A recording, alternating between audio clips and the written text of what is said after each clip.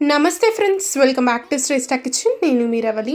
ఇవాళ ఒక tasty original sweet shop style kalakand recipe చూపించబోతున్నాను. ఇది చాలా అంటే చాలా ఈజీ సింపుల్ రెసిపీ అండి. మనము స్వీట్ షాప్లో నుండి కొనుక్కొని తింటూ ఉంటాం కదా, ఆ టెక్స్చర్ ఆ టేస్ట్ సూపర్గా ఉంటుంది అసలు. సో ఎగ్జాక్ట్ టేస్ట్తో మనము ఇంట్లోనే ఎలా ప్రిపేర్ చేసుకోవచ్చో ఇవాళ వీడియోలో చూపించబోతున్నాను. వీడియో చివరి వరకు చూడండి, ఏ స్టెప్ కూడా మిస్ అవ్వకుండా ఉంటారు. కేవలం ఈ స్వీట్ చేసుకోవడానికి ఓన్లీ మనకు 1 లీటర్ పాలు ఉంటే సరిపోతుందండి. చాలా అంటే చాలా టేస్టీ స్వీట్ అయితే మనం రెడీ చేసేసుకోవచ్చు. నేను ముందుగా ఇక్కడ స్టవ్ మీద ఒక ప్యాన్ పెట్టేసుకొని 1 లీటర్ అంతా పాలు నేను ఇక్కడ తీసుకుంటున్నాను. మీరు కావాలంటే ఫుల్ క్రీమ్ మిల్క్ అయినా కూడా ఇందులోకి వాడుకోవచ్చు, చాలా బాగుంటుంది. ఇక్కడైతే నేను నార్మల్ మిల్క్ ఒక 1 లీటర్ తీసుకున్నాను.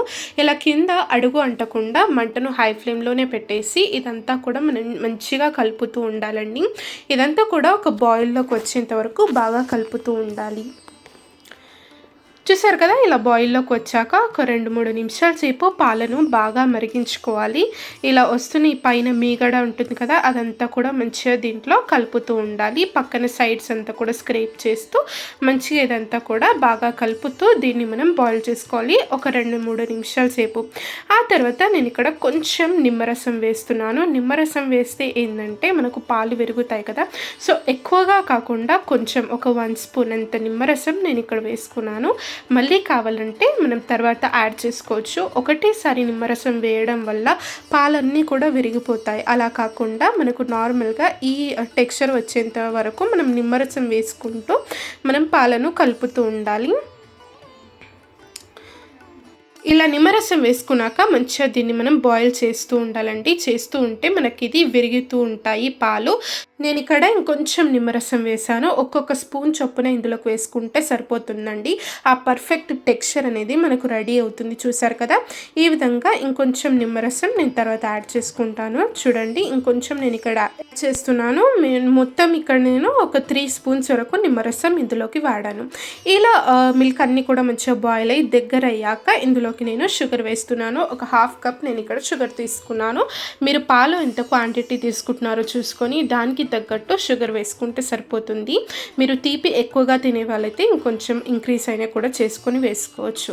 ఇలా చక్కెర అంతా కూడా వేసుకున్నాక కొంచెం నేను ఇక్కడ దంచి పెట్టుకున్న ఇలాచీ పొడి కూడా వేసాను, మంచి ఫ్లేవర్ ఉంటుంది. ఇలా చక్కెర వేసుకున్నాక పాలు మళ్ళీ ఇది కొంచెం పల్చగా అవుతుందండి చక్కెర కరుగుతూ ఉన్నప్పుడు. దీన్ని మంచిగా ఇలా మనం బాయిల్ చేస్తూ ఉండాలి. ఇందులోకి ఒక 1 స్పూన్ అంతా నెయ్యి కూడా వేసాను. సూపర్ అరోమా అండ్ ఫ్లేవర్ వస్తుంది నెయ్యి వేయడం వల్ల కూడా, టెక్స్చర్ బాగుంటుంది. అలా నెయ్యి వేసాక మంచిగా దీన్ని బాయిల్ చేస్తూ ఉండాలి. ఇదంతా కూడా ఈ వాటర్ ఏదైతే ఉంటుందో అదంతా కూడా ఇనికిపోయేంత వరకు, ఈ మిశ్రమం అంతా కూడా దగ్గర పడేంత వరకు మంచిగా దీన్ని మనం హై ఫ్లేమ్లోనే ఇలా మిక్స్ చేస్తూ కింద అడుగు అంటకుండా బాయిల్ చేస్తూ ఉండాలి. ఆ విధంగా చేస్తే ఈజీగా ఇదంతా కూడా మనకు మాయిశ్చర్ అంతా కూడా ఇంకిపోయి మంచిగా మనకు టెక్స్చర్ రెడీ అవుతుందండి. ఈ మిశ్రమం అంతా కూడా చూసారు కదా, ఈ టెక్స్చర్ అంతా కూడా ఎంత చక్కగా రెడీ అయిపోయిందో. ఈ మాయిశ్చర్ అంతా కూడా ఇంకిపోయేంత వరకు చక్కగా ఇది కలుపుకుంటూ మనం స్టవ్ ఆఫ్ చేసేసుకుంటే సరిపోతుందండి. ఎండింగ్లో చూసారా, ఈ విధంగా మనకు ఈ మిశ్రమం అనేది రెడీ అయిపోతుంది. ఇదంతా కూడా ఈ విధంగా రెడీ అయిపోయాక మనం స్టవ్ ఆఫ్ చేసేసుకుందాం. నేను ఇక్కడ కలాకండ్ని సెట్ చేసుకోవడానికి ఇలా ఒక ట్రే తీసుకుంటున్నానండి. మీరు కావాలంటే ఏదైనా ప్లేట్ అయినా మౌల్డ్ అయినా కూడా యూస్ చేయొచ్చు. ఇలా ఈ ట్రేకి నేను ముందుగానే నెయ్యి రాసి పెట్టుకున్నాను. కింద అంటుకోకుండా ఈజీగా డిమాల్ట్ అవుతుంది మనము డిమాల్ చేసుకునేటప్పుడు. ఇలా మనం రెడీ చేసి పెట్టుకునే మిశ్రమం అంతా కూడా ఇందులోకి వేసేసుకొని ఇలా స్పూన్తోని బాగా సెట్ చేసుకోవాలి.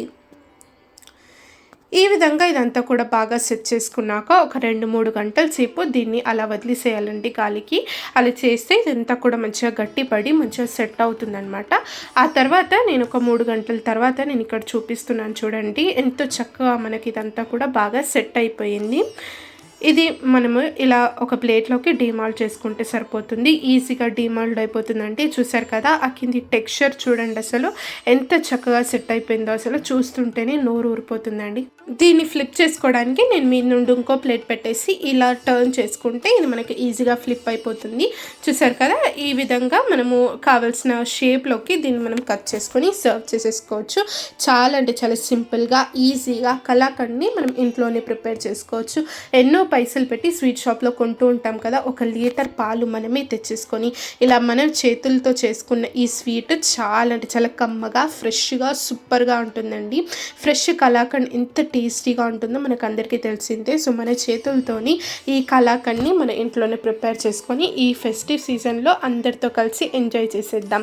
సో ఈ రెసిపీని ఇస్తే తప్పకుండా లైక్ చేయండి, షేర్ చేయండి, మన ఛానల్ని సబ్స్క్రైబ్ చేసుకొని పక్కనే ఉన్న బెల్ ఐకాన్ కూడా ప్రెస్ చేయడం వల్ల నేను పెట్టే ప్రతి ఒక్క వీడియో మీకు నోటిఫికేషన్ వస్తుంది. వీడియో చివరి వరకు చూసినందుకు థ్యాంక్ యూ.